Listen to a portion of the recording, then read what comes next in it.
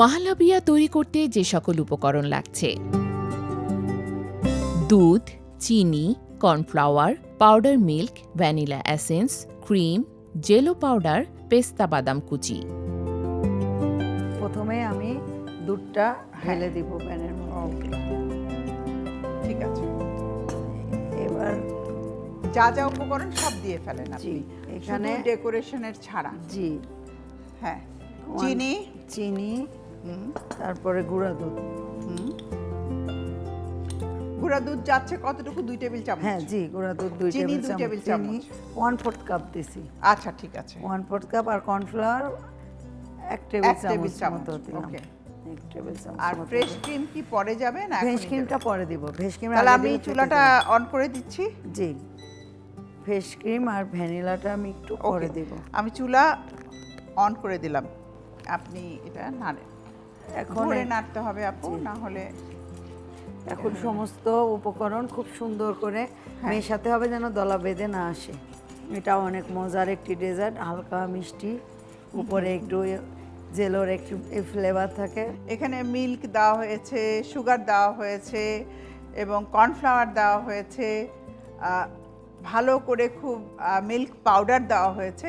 সব একসাথে খুব ভালো করে মিশিয়ে নেওয়া হচ্ছে, কারণ মিল্ক এখানে 2 ধরনের, একটা হলো আপনার Liquid milk। তরল দুধ, আর আরেকটা যাচ্ছে হলো পাউডার মিল্ক। এটা কিন্তু আপনার প্রায়, আবার কর্নফ্লাওয়ারও দেওয়া হয়েছে। কর্নফ্লাওয়ার মাহলাবিয়াকে ঘন করবে, এটা কিন্তু ঘন হয়েই আসছে। আপনি বাকি উপকরণগুলো দিতে থাকেন, আমি নাড়ছি। এবার একটু ফ্লেভারের জন্য ভ্যানিলা দিব। আচ্ছা, ফ্লেভারের জন্য আপনি ভ্যানিলা দিয়ে দিলেন। তারপর আমি এর মধ্যে 1 টেবিল চামচ ফ্রেশ ক্রিমটা দিয়ে দিব। একটু ক্রিম দিয়ে খুব বেশি নাড়া যাবে না, ফেটে যাবে। ঠিক আছে, ক্রিমটা একটু এর সঙ্গে মিক্স করে।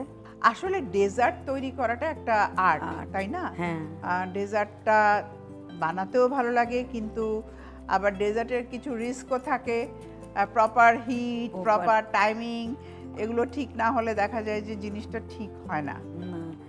সেই আউটকামটা ভালো আসে না, দেখতেও ভালো লাগে। হ্যাঁ, ডেজার্ট মূল কথা হলো দেখতে ভালো লাগতে হবে। হ্যাঁ, আকর্ষণীয়, আকর্ষণীয় দেখলেই যেন খেতে ইচ্ছে করে।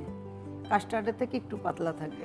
একটা জিনিস কি, যখনই আমরা কিছু বানাবো, সবচেয়ে বড় জিনিস রান্নার ধৈর্য।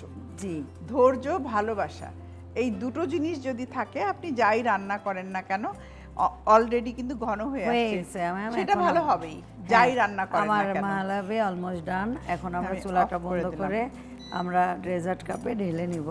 ওকে, এখন আমরা মাহলাবিটা একটা আপনারা গ্লাসের মধ্যে ঢেলে সার্ভ করবেন, তাহলে দেখতেও সুন্দর লাগবে। এখন আমরা জেলোটা করেছেন যে, এর উপরে জেলোটা উপর দিয়ে দিব, আর এটা দেওয়ার পরে আমরা ফ্রিজে রেখে দিব। এবার উপর থেকে আগে থেকে বানিয়ে রাখা জেলোটা ঢেলে দিব। এবার উপরে বাদাম পেস্তা কুচি ছিটিয়ে পরিবেশন করব।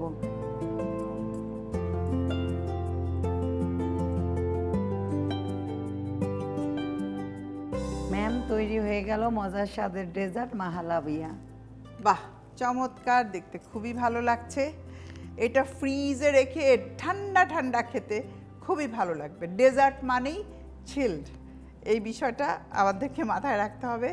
আর যখন এটা ঠান্ডা হয়ে যাবে একদম জমে যাবে। জি, খুব সুন্দর হয়েছে। Thank you ma'am.